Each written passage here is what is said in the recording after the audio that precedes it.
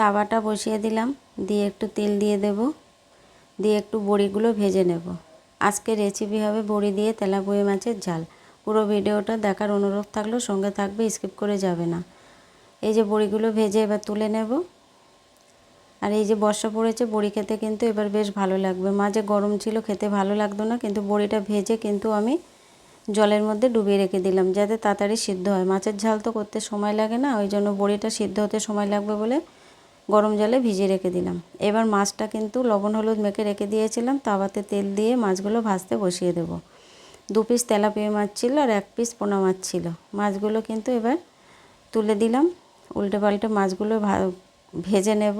মাছগুলো তারে ভাজা হতে থাক, এদিকে আমার কিছু ধোয়া মাজা আছে, ওগুলো আমি করে নেব।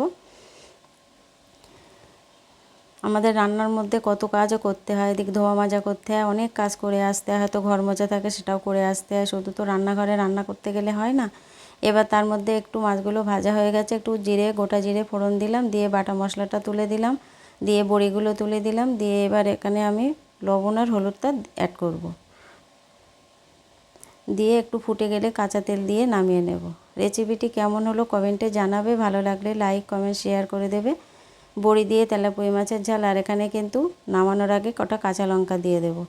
আর এখানে কিন্তু বাটা মশলা ছিল পোস্ত, সর্ষে আর কাঁচা লঙ্কা আর আদা, আর অল্প দুটো জিরে।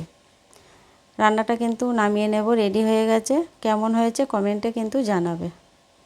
গরম ভাতের সঙ্গে বড়ি দিয়ে এই মাছের ঝোল খেতে কিন্তু দারুণ লাগবে।